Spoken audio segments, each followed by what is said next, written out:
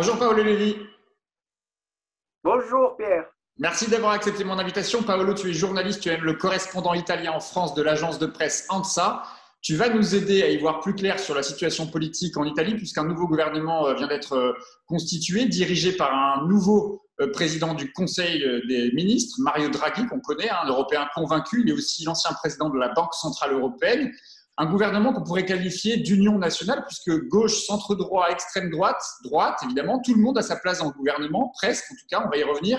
Mais d'abord, en l'espace de 3 ans, à la tête du pays, on est passé d'un démocrate centre-gauche avec Paolo Gentiloni, en passant par Giuseppe Conte, qui a fait quand même une large place à l'extrême droite au moins un temps, puis aujourd'hui à Mario Draghi, un libéral haut fonctionnaire pro-européen, je le disais, qui va composer avec des europhobes dans son gouvernement. Comment tu expliques cette instabilité politique en si peu de temps?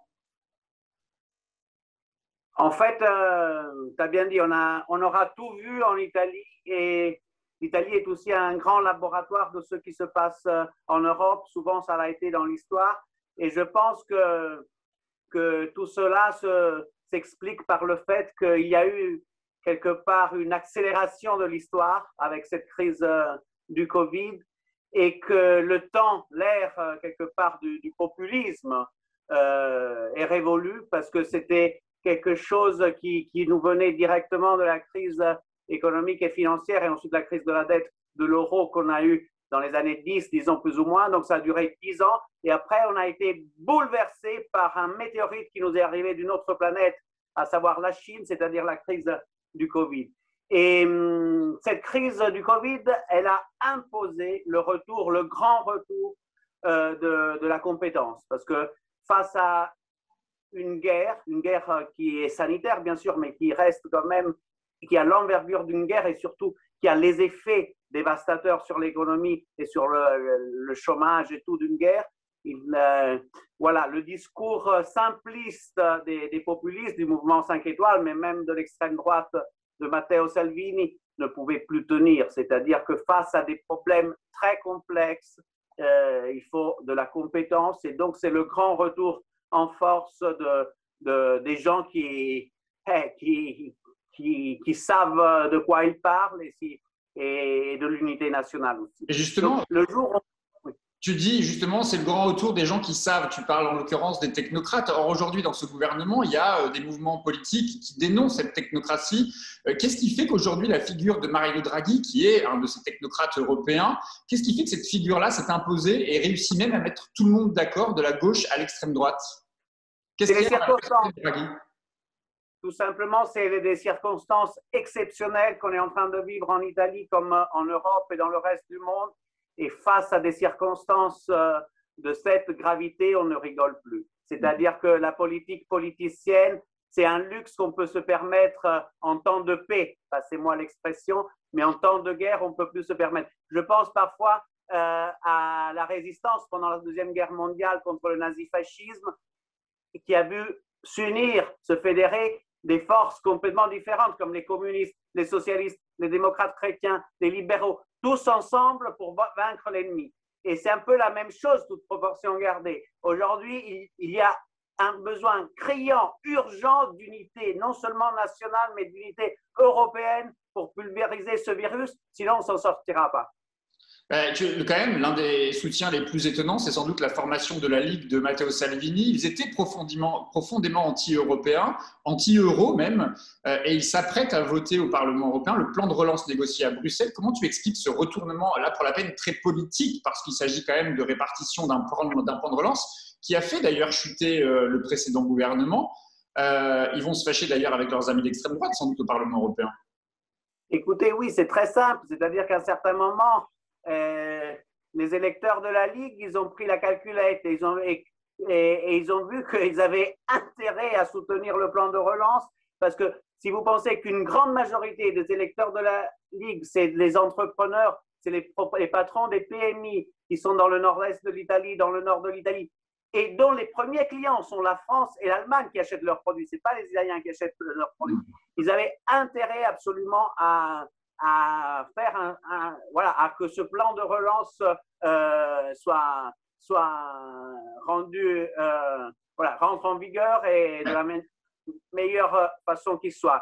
Et Draghi aujourd'hui est une garantie, en tout cas, suscite voilà, l'espoir que ce plan de relance puisse être, et cet argent qui va arriver de l'Europe puisse être dépensé de la meilleure manière possible. Je rappelle que l'échéance, elle est assez contraignante parce qu'il faut présenter les plans d'ici le mois d'avril, donc le temps sert, quoi. Justement, l'Italie est l'un des principaux bénéficiaires de ce fonds européen dans le cadre du plan de relance. 209 milliards d'euros doivent être versés à la péninsule.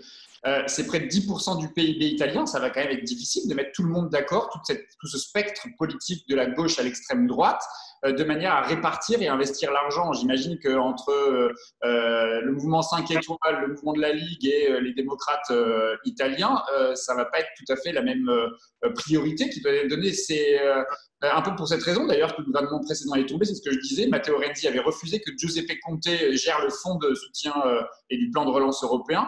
Ça peut marcher. 209 milliards d'euros, quand on a cet argent qui arrive, les priorités à gauche et de droite et de l'extrême droite ne sont pas les mêmes. Pour moi, ils vont réussir à se mettre d'accord.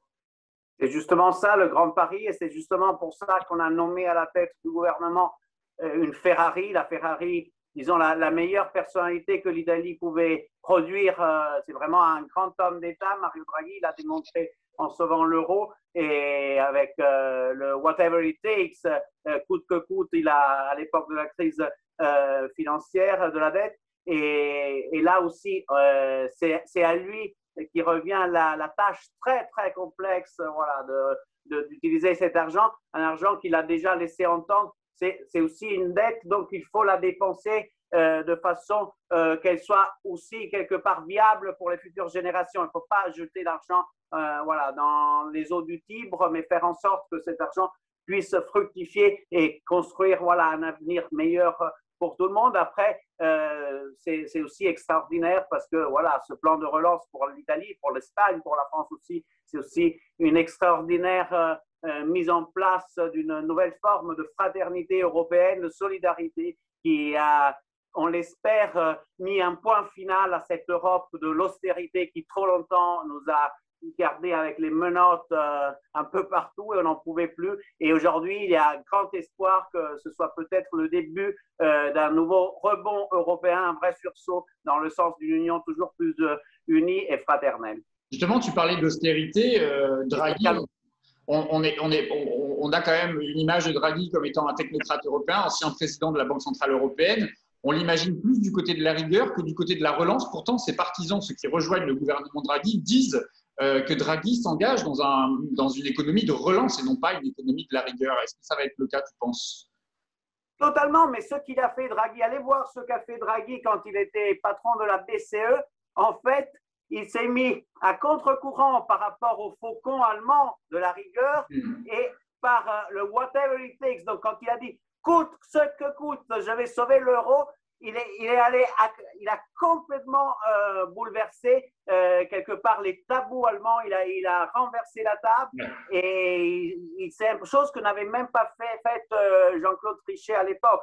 Donc, c'est vrai, c'est une personnalité sobre, très sérieuse, respectée en Europe, mais c'est aussi quelqu'un qui suscite aujourd'hui un grand espoir pour que la relance et une nouvelle politique moins bornée à l'allemande puisse s'imposer en Europe. J'en suis sûr, je suis persuadé que l'Europe du futur sera une Europe à son image, toujours rigoureuse, sérieuse, mais plus ouverte à la croissance et surtout plus ouverte au social et à l'humain. Parce que, en fait, nous, on était en train de faire les anglo-saxons, on était en train de transformer l'Europe en une Grande-Bretagne à XXL. Ouais. En fait, ce n'est pas du tout dans nos cordes de ça. Chacun doit être fidèle à son ADN. Et nous, l'ADN de nous, les Européens, les continentaux, c'est un ADN social. On a inventé le welfare state, l'État social.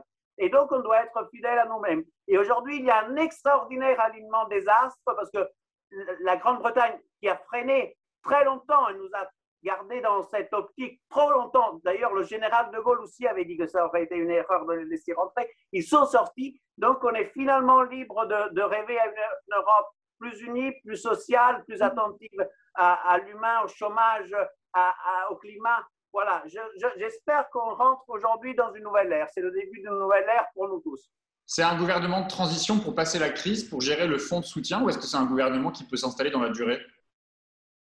Je pense qu'il va s'installer dans la durée parce que tant que l'ennemi invisible ne sera pas vaincu, on ne peut pas se permettre le retour de la politique politicienne. Il faut de l'unité nationale et européenne. Après, le jour où on pourra retourner à la case élection et refaire voilà, de la politique politicienne, ce sera paradoxalement un jour très heureux pour nous tous parce qu'ici en Europe, on adore l'esprit critique, on adore se chamailler entre différents partis et c'est toute la puissance et le charme de nos démocraties européennes. Aujourd'hui, on est en guerre et donc pour l'instant, il faut faire preuve d'unité, chacun doit renoncer un petit peu à sa part d'ego pour qu'on puisse pulvériser ensemble l'ennemi venu de Chine. J'ai une dernière question pour toi, Paolo. Pour le moment, seul le parti d'extrême droite Frères d'Italie, FDI, qui pèse aujourd'hui dans le jeu politique en Italie, s'oppose à la constitution de ce gouvernement de coalition. Est-ce qu'en cas d'échec de cette tentative de gouvernement d'union nationale, il n'y a pas un risque de voir l'extrême droite, la FDI notamment, apparaître comme la seule alternative possible? D'ailleurs, elle appelle à de nouvelles élections. Le risque est là et bien sûr, le problème, c'est que dans ce parti-là, il y a des vrais, voilà, mis à part le côté xénophobe qui fait froid au dos, si on regarde aussi concrètement, il y a un vrai souci de compétence au niveau des personnalités, de l'économie, un peu comme Marine Le Pen. Elle aussi, il y a des lacunes terribles. Là, on est face à une crise majeure et il faut de la compétence. Et malheureusement, dans l'extrême droite italienne comme dans celle française, voilà, ils sont un peu lacuneux. Après, le message que je voudrais envoyer à Marine Le Pen comme à Mélanie, c'est vous pouvez faire les souverainistes, mais il faut juste aujourd'hui penser à l'échelle pertinente. C'est-à-dire, on doit être à la limite souverainiste, je peux à la limite comprendre, mais s'il doit y avoir une souveraineté, elle doit être européenne. Sinon, les Chinois ils vont nous manger avec les baguettes comme des rouleaux de printemps. Merci Paolo pour tout cet éclairage que tu nous as apporté sur ce qu'il se joue en Italie en ce moment. Merci à toi, Pierre. Ciao, ciao.